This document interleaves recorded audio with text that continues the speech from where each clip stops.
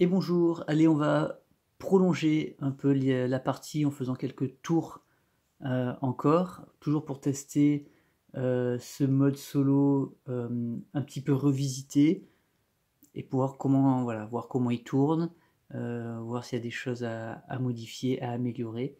Donc on en était où? C'était à l'IA de jouer. Donc l'IA qui est l'Égypte, hein. Première chose à faire, évidemment, ça va être, hop, de monter sur le cadran des technologies, sur le cadran, pardon, d'événements. Donc là, on a deux nouveaux symboles qu'on n'avait pas eu jusque-là. Le premier, c'est le symbole de gouvernement. Le deuxième, c'est le symbole de réduction de coûts des merveilles. Alors, on va commencer par le deuxième, ça sera plus simple. Donc, quand le cadran d'événements atteint cette case-là, et on voit qu'il y en a deux en fait, hein, donc ça va être tous les 3 tours, les merveilles présentes dans le marché voient leur coût réduire de 1. Tout simplement, ça symbolise le temps qui passe, l'obsolescence de ces merveilles. Donc plus on va avancer, moins on sera intéressé par les merveilles antiques, puis les médiévales, etc. Donc comment on symbolise ça? On place tout simplement un jeton commerce sur le marché des merveilles, tout simplement pour symboliser qu'elles ont un coût réduit de 1. Ça veut dire que le Jebel Barkal passe à 6 de construction. Ces deux-là, le Grand Phare et l'Oracle, passent à 7, et le Colisée, qui était un peu plus cher, passe à 8. On ne va pas oublier que parmi les objectifs, il y en a 3 qui concernent les merveilles. Avoir 2 merveilles de type culturel, avoir 2 merveilles de type militaire, et avoir un total de 3 merveilles d'époques différentes. Donc antique, médiévale, moderne. Donc ces 3-là se combinent bien. Malheureusement, on joue contre l'Égypte qui a un bonus de construction pour les merveilles. Toutes les merveilles coûtent 1 de moins pour l'Égypte. Donc ça veut dire que le Jebel Barkal, par exemple, pour l'Égypte, ne vaut plus que 5 de production. Donc autant dire qu'à sa prochaine action industrie, elle va pouvoir la construire. Maintenant, on va aussi se rappeler que son action industrie, elle est à l'échelon 1 parce qu'elle vient de la jouer. On se rappelle, elle avait pas pu construire une merveille, mais elle avait construit une ville sur le plateau. Donc c'est pas tout de suite quand même qu'elle va essayer de construire une merveille. Ça sera dans 5 tours. Donc on va essayer de la devancer. Il faut absolument, nous, qu'on construise des merveilles et qu'on essaye de ne pas se faire distancer par rapport à ça face à l'IA, d'autant que notre carte à nous, qui est l'artisanat, nous donne un petit bonus quand on construit des merveilles. Donc ça, c'était la première étape. Deuxième étape du cadran d'événements, c'est le choix d'un gouvernement. Alors, on va commencer par notre plateau à nous. Le gouvernement, comment ça se passe? Quand on revient sur notre échelle de priorité, alors je vais essayer de faire en sorte qu'il n'y ait pas trop de reflets. En fait, on va considérer les 2 cartes qui sont à l'échelon 1. L'échelon 1, il a 2 emplacements, et on va pouvoir choisir un gouvernement associé à ces 2 cartes. Donc là, on a les mathématiques qui est l'action, la carte scientifique, et on a la maçonnerie qui est la carte armée. Donc je vais pouvoir adopter un gouvernement associé à la science ou associé aux militaires. Alors, on va prendre nos petits jetons de gouvernement. Donc, c'est le gouvernement militariste, ça va être l'autocratie. Et celui qui est associé à la science, c'est la démocratie. Alors, comment ça marche les gouvernements dans ce jeu? C'est très très simple en fait. Alors, il y a du reflet, c'est un peu pénible. En fait, tout simplement, on voit qu'il y a des flèches et ça va permettre de jouer notre carte plus tôt en fait, parce qu'on va la considérer comme étant un cran ou 2 crans plus à droite que sa position actuelle. Moi, ma carte armée, même si elle ferait passer ma carte 2 crans plus à droite, pour l'instant je suis pas très menacé, donc je vais plutôt prendre la démocratie. On va adopter la démocratie. Et on va essayer d'améliorer nos cartes le plus vite possible. Pour l'IA, c'est un petit peu différent. L'IA, toujours dans cette optique de se simplifier la vie et donc de ne pas avoir de choix à faire, mais en même temps de la favoriser un petit peu, l'IA, elle va tout simplement choisir le gouvernement pour lequel elle a la carte la plus élevée. Alors là, il se trouve que l'IA, elle a que des cartes niveau 1. Elle n'a pas encore amélioré de cartes. Elle n'a pas encore joué sa carte scientifique. Donc, elle a que des cartes de niveau 1. Bah, dans ces cas-là, quand il y a égalité, elle va prendre tout simplement la carte la plus à droite. Donc, la carte la plus à droite, c'est sa carte économie.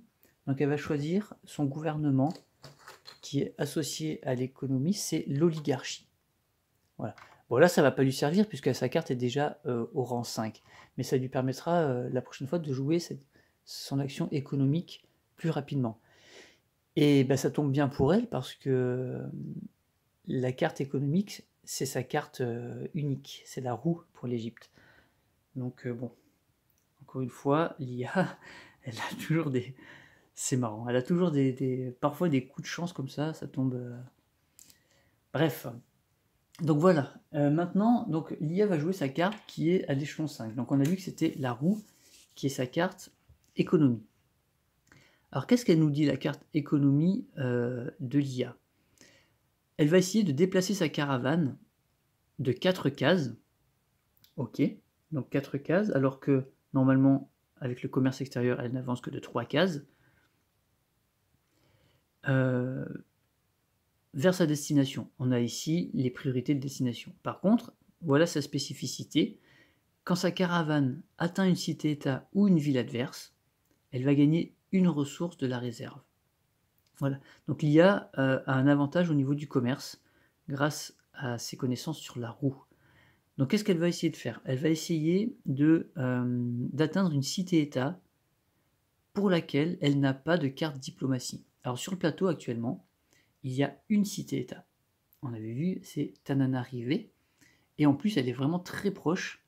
Donc on la voit, hein, elle est là-haut, elle est ici. Voilà. Elle est vraiment très très proche de l'IA, qui a sa capitale ici. Donc sa caravane va partir de sa capitale. Donc en fait, ça veut dire que sa caravane part de là. Ça veut dire qu'en un tour, elle va se déplacer et elle va arriver à Tananarive. Tac. Donc elle atteint la cité-État. On récupère la caravane qui va revenir sur la carte économie de l'IA. Du coup, grâce à son bonus, elle va à la fois gagner une ressource, elle va gagner les jetons commerce et elle va prendre la carte diplomatie de Tananarive. Je vais monter un petit peu. Donc c'est une cité-État qui est culturelle. On verra après comment l'IA utilise ces cartes diplomatie. Donc elle va gagner. Donc déjà, le commerce avec la cité-État, c'est placer 2 jetons commerce sur la carte de l'échelle de priorité qui correspond au type de cette cité-État. Donc c'est une cité culturelle, donc elle va placer 2 jetons commerce sur sa carte culture. Tac, tac. Et on verra un petit peu tout à l'heure à quoi ça va lui servir.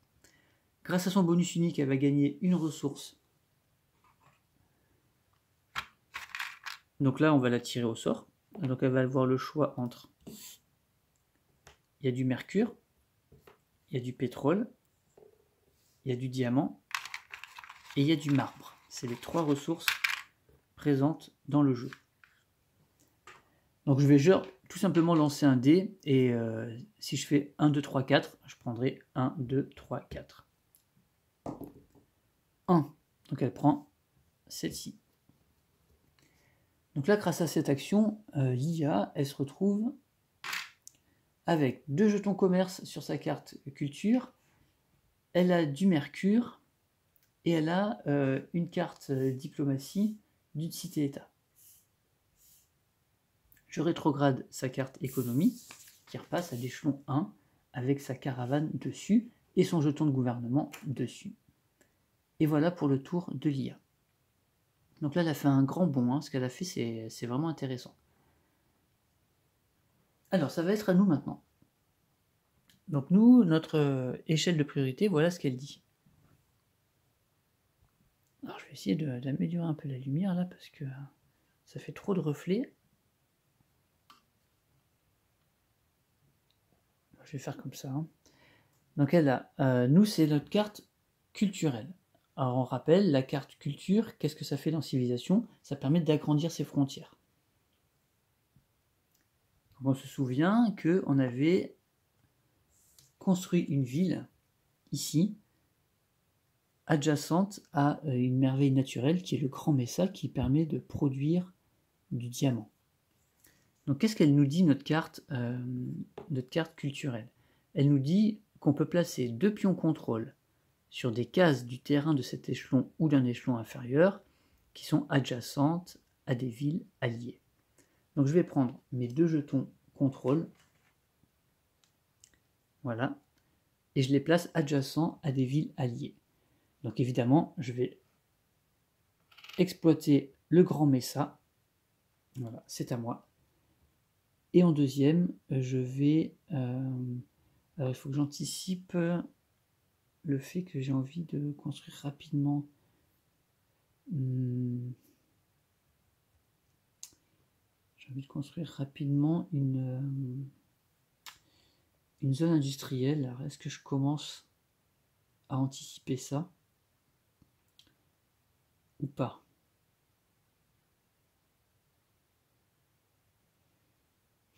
Je prends un petit risque ou pas? Ou est-ce que je me protège? Il y a quand même son armée qui me fait chier là, qui est pas très très loin. On voit que son armée est ici. Elle va marcher... Alors pour l'instant, elle ne vise pas cette ville hein, qui a une défense trop élevée, elle est dans la montagne. Mais si je pouvais l'arrêter avant, ça serait pas mal. Donc le chemin le plus court, c'est qu'elle va passer par là. Écoutez, moi je vais mettre... Ouais, je vais agrandir mes frontières ici, je vais essayer quand même de bloquer son passage. Et donc elle sera obligée d'attaquer ce jeton plutôt que d'avancer. Voilà, et on va essayer de faire ça comme ça. Et donc ensuite, je rétrograde ma carte culturelle et mon tour est terminé. À l'IA de jouer. Donc l'IA, elle va avancer le cadran d'événements et donc on se retrouve sur un déplacement de barbares. Donc je lance le dé, on se souvient, hein, les barbares s'étaient déplacés dans la montagne, leur camp est ici, sous l'armée, et les barbares s'étaient déplacés dans la montagne ici. Je fais un 2. Alors le 2 indique que les barbares se déplacent au nord-est, dans cette direction-là. Donc ce barbare, il se déplace tout simplement ici. Et là par contre, il s'approche d'une de ces villes, donc c'est très très bien. À l'IA de jouer.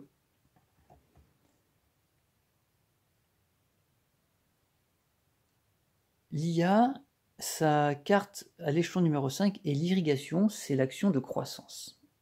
Alors, ça nous permet de revenir sur un petit point qu'on n'a pas détaillé lors de la mise en place.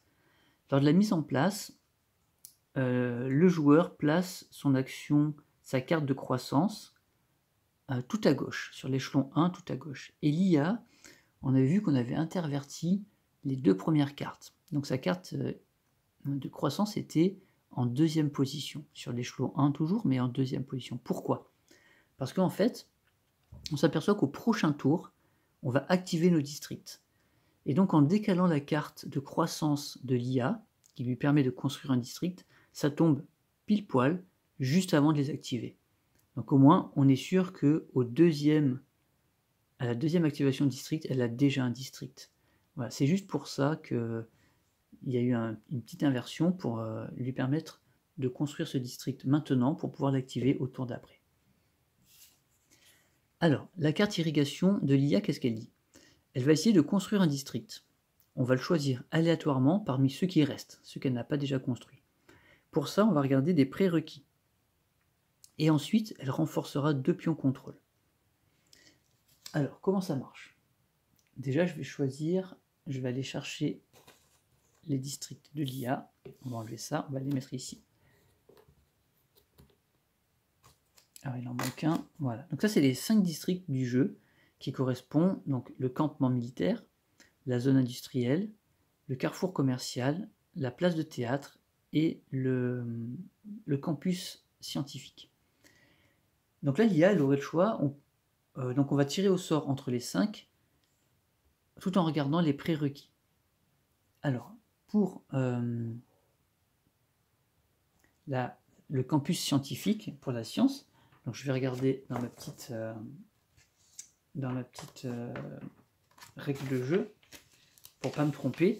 Le campus scientifique, il se construit sur les montagnes. Donc il va exploiter les montagnes. Donc on va regarder s'il a des montagnes, et il faut qu'il en ait au moins deux montagnes adjacentes sur ou adjacent à un potentiel placement du district. Donc là, un district, il ne faut pas oublier que c'est forcément adjacent à une ville. Donc il va pouvoir le construire ici ou ici. Donc là, on voit que la seule montagne adjacente à une ville, c'est ici. Et donc, il n'y aura pas deux cases de montagne adjacentes pour que ce district soit vraiment efficace. Donc le campus, ça ne l'intéresse pas pour l'instant. Le campement militaire, ça va l'intéresser. Parce que la condition, c'est que au moment où elle va essayer de construire, elle regarde s'il y a un barbare ou une armée rivale qui serait à 2 cases ou moins de ce potentiel district. Donc là, comme elle peut construire, le barbare il est là, on n'oublie pas, comme elle peut construire le district ici ou ici, potentiellement, ce barbare sera à portée de tir du district. Donc, le campement, ça l'intéresse. Je vais le retourner pour dire que ça l'intéresse. Ensuite, on va avoir la zone industrielle. La zone industrielle, elle fonctionne comme le campus scientifique, mais on va rajouter un petit point, c'est-à-dire que là, ça concerne plutôt les forêts, et uniquement les forêts, alors que le campus, ça concerne les montagnes, mais aussi les merveilles naturelles. Donc là, est-ce que potentiellement, en fait, il n'y a vraiment pas de forêt dans son terrain, donc elle n'aurait pas du tout envie de construire une zone industrielle qui ne servirait à rien du tout.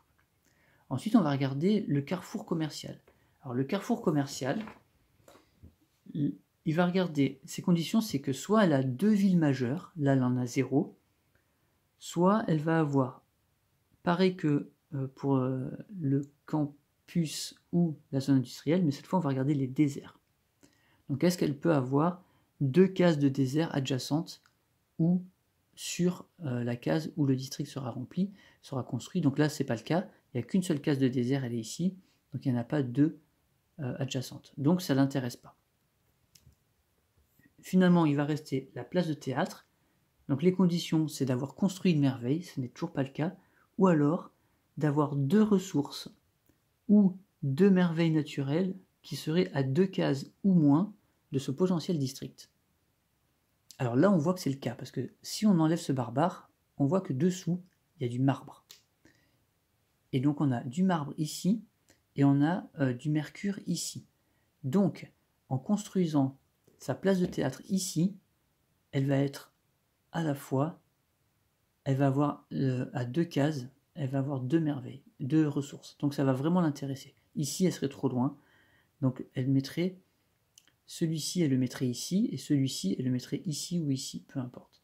Donc voilà les deux, en fait, les deux districts que l'IA a envie de construire maintenant. Donc là, c'est un peu long parce qu'il faut voilà, expliquer. Mais après, une fois qu'on sait, on ne se pose plus la question. Hein. Donc, maintenant, on va tirer tout simplement au sort parmi ces deux-là. Donc 1, 2, 3, 4, 5, 6, comme d'habitude. Hein. Donc je fais un 5. Donc ça va être la place de théâtre qu'elle va construire. Et là, il n'y a qu'un seul endroit où elle peut le construire. C'est qu'elle va le construire ici pour être à 2 cases ou moins de 2 ressources. Donc ça c'est fait. Et ensuite, la carte nous disait que ensuite, l'IA allait renforcer 2 pions contrôle. Alors, très bien, on va renforcer 2 pions contrôle, mais il y a quand même une priorité. Voilà. On va renforcer les pions contrôle qui sont les plus proches de barbares ou de cases adverses, et on va prioriser les districts. Bon ben là, il y a effectivement des barbares qui sont ici. Donc les deux pions contrôle les plus proches du barbare, ça va être celui-ci et donc le district. Donc elle va renforcer ces deux-là, voilà, pour se protéger. malheureusement, sa ville est toujours à portée des barbares, donc c'est très risqué pour elle. Et voilà comment l'IA fait son action de croissance. Elle a construit un district, elle a renforcé ses frontières. Et je peux maintenant rétrograder sa carte irrigation. Je vais ranger ces petits jetons pour la prochaine fois. C'est maintenant à nous de jouer. Alors nous aussi, la carte qui est au 5e échelon, c'est notre carte économie. Alors je vais me mettre comme ça. C'est notre carte économie. Donc notre carte d'économie, ça va être pour déplacer une caravane. Alors, est-ce que ça nous intéresse de déplacer notre caravane, sachant qu'elle va partir obligatoirement de notre capitale, ça tient d'ici. Elle va se déplacer de 3 cases. Là, franchement, les cibles, vraiment, que ce soit ces villes ou la cité-État, sont vraiment loin. Je ne sais pas si j'ai vraiment envie de faire ça. Par contre, j'ai envie d'explorer. Donc je vais aller utiliser... Alors attends, je vais peut-être pas faire ça. On s'est dit tout à l'heure que au prochain tour, on allait activer un district. Donc est-ce que ça serait pas une bonne idée de construire un district avec ma carte irrigation qui est à l'échelon 4? Pour rappel, je peux faire l'action que je veux, où qu'elle soit. Par contre, elle va avoir des contraintes. Donc ici, la carte irrigation, elle est à l'échelon 4. Ça veut dire quoi? Ça veut dire que le district que je vais construire, je pourrais le construire sur tous les terrains qui sont au-dessus de la carte et à gauche. Ça veut dire que je ne pourrais pas construire de district dans la montagne. Mais peu importe, moi ce que j'ai envie d'avoir, c'est une zone industrielle. Alors elle ne va pas m'apporter beaucoup, mais elle va m'apporter un petit peu et ça sera bien utile.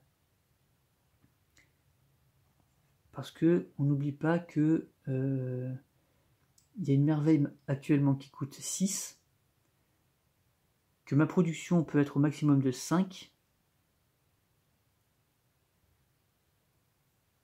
J'ai du diamant grâce au Grand Messa. Si je peux avoir un jeton commerce sur ma carte, ça pourrait être pas mal. Donc c'est ce que je vais faire. Donc je vais utiliser l'irrigation qui me dit donc placer un district donc sur une case du terrain de cet échelon ou inférieur adjacent à une ville alliée. Ou alors, il y a deux actions, je peux renforcer un nombre de pions contrôle inférieur. Là où l'IA, on a vu qu'elle faisait l'un puis l'autre. Donc moi, c'est l'un ou l'autre. Donc je vais construire un district et je vais construire tout simplement, comme je l'ai dit tout à l'heure, la zone industrielle. Et où est-ce que je peux construire ma zone industrielle? Là où il y a des forêts. Donc ce que je vais faire, c'est que je vais la construire ici. Et je vais parier sur le fait qu'en explorant, je découvre d'autres forêts adjacentes. Donc ça, j'aurai 3 forêts, et je me laisse la possibilité d'explorer et d'avoir une autre montagne ici, éventuellement, pour peut-être avoir un campus scientifique placé dans ces montagnes-là un peu plus tard. Voilà, j'essaye d'anticiper et de voir un peu ce que ça pourrait donner. Donc voilà, j'ai construit mon district, et tout simplement, je rétrograde ma carte, et mon tour est terminé. Allons-y. On repart sur l'IA. Et ben voilà, on l'avait prévu. Activation de tous les districts. Alors on va commencer par le nôtre parce qu'il est très simple. La zone industrielle, elle va produire un jeton commerce, un pion commerce, comme ceci, par forêt sur ou adjacente au district. Mais par forêt, évidemment, qu'on contrôle. Donc là, il n'y en a pas. Je vais pouvoir utiliser uniquement la forêt qui est ici. Donc ça me fait gagner un jeton que je place. Donc ce petit pion contrôle, je le place sur ma carte industrie, donc ici. Tac. Donc voilà, ma zone industrielle, produit. Je défriche, je coupe du bois, j'exploite la forêt. Ça me fait gagner en production. Alors l'IA, elle, on a vu qu'elle avait construit une place de théâtre. Alors, la place de théâtre, comment ça marche? La place de théâtre, c'est le district culturel, donc on imagine que ça va nous permettre d'agrandir les frontières. C'est exactement ça. Donc la place de théâtre, elle nous dit qu'on va placer un seul pion contrôle à 2 cases du district ou d'une ville qui contient une merveille. Donc là, elle n'en a pas, donc ça va être à 2 cases du district, elle va poser un pion contrôle. Donc on va prendre son pion contrôle à 2 cases ou moins. Alors là, il se trouve que il y a un barbare ici, donc elle peut pas poser son... Donc elle va aller le poser ici, parce que les priorités, évidemment, c'est d'abord sur une merveille naturelle, mais elle n'en a pas, et après c'est sur une ressource. Donc elle va prendre ce mercure, et elle va agrandir ses frontières. Voilà. Elle va venir exploiter cette zone ici. Et donc là, c'était l'activation des districts. Maintenant, on passe à son action. Donc l'IA, elle a en 5e position l'astrologie, qui est son action scientifique. Donc ça nous dit quoi? Là, c'est très simple, c'est comme nous. On avance le cadran de technologie de 5 crans. Alors, son cadran de technologie était à 0. Voilà, donc elle passe à 5, exactement comme nous, on a fait un peu plus tôt. Et donc, en allant à 5, elle passe par le 3, qui permet d'améliorer une carte niveau 2.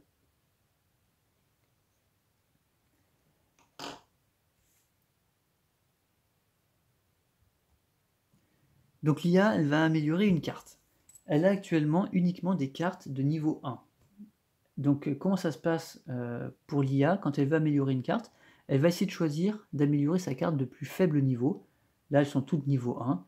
Donc on va tout simplement tirer au sort. Donc il y a 6 cartes, ça va être un D6 tout simplement.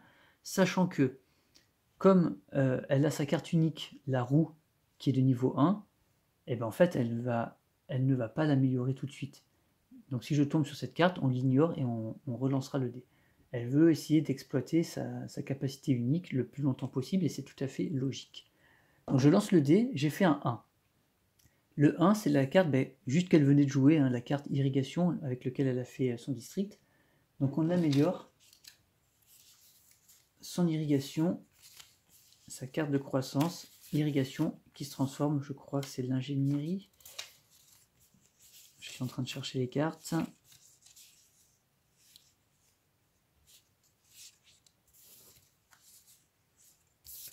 Alors il m'en manque une évidemment, l'ingénierie, voilà.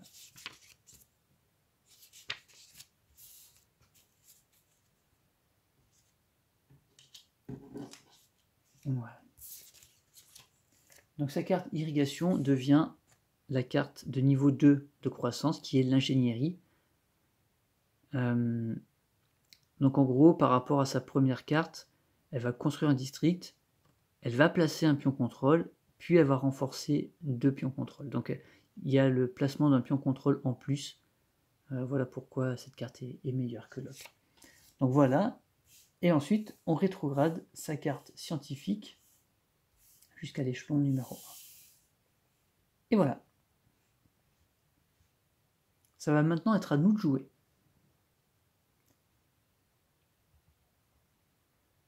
Alors, nous, comment ça se présente? On a toujours notre carte économique ici, et on voit que notre carte d'artisanat, la carte industrielle, s'approche. On aimerait qu'elle arrive au rang 5 pour pouvoir exploiter au maximum sa production. Donc on va jouer cette carte. Pas qu'elle m'intéresse tant que ça, encore que, hein, on va explorer, donc ça va être intéressant, mais ça va être surtout pour faire passer cette carte-là au niveau 5, pour pouvoir la jouer rapidement après. Donc on va lancer une exploration grâce à notre caravane commerciale. Alors on a déjà fait une exploration un peu plus tôt dans la partie, c'était avec l'armée. Cette fois on le fait que la caravane, ça fonctionne exactement pareil. Comme je prends la caravane depuis ma carte économie, elle part obligatoirement soit de la capitale, soit d'une ville majeure. Bon, là, j'ai pas de ville majeure, donc ça va partir de ma capitale. Elle a un mouvement de 3 cases. Donc ce qu'on va essayer de faire, c'est qu'on va venir explorer par ici. Donc on va se déplacer de 1, Puis on va dépenser 1 pour l'exploration. Donc je tire une tuile au hasard. C'est celle qui est en dessous du paquet. Et voilà sur quoi on tombe. Alors là, il y a de la forêt et de la montagne. Ah, ça pourrait être pas... Est-ce que je vais pouvoir la mettre? Je vais pas pouvoir la mettre. Si. Ah, c'est parfait. C'est exactement ce que je voulais. Bah, j'ai de la chance. Pour une fois. Voilà mon exploration, comment elle va se faire. Tac. Alors pourquoi j'ai de la chance? Parce que c'est exactement ce que je voulais faire tout à l'heure. On voit vraiment rien avec le reflet là.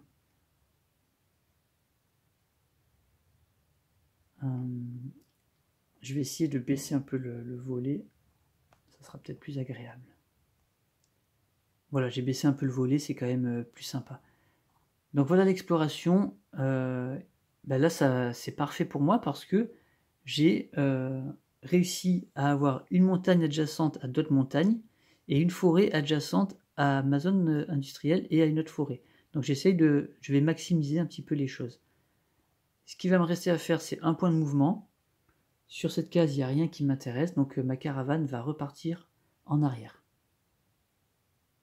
Ou elle va se déplacer par ici, tiens, voilà.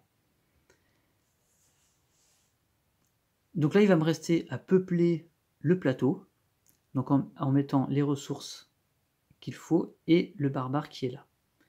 Et puis, on va poursuivre la partie dans une prochaine vidéo avec un nouveau tour de l'IA, après que j'ai rétrogradé ma carte de commerce extérieur. Voilà, je vous dis à plus tard pour la suite de cette petite partie. Au revoir.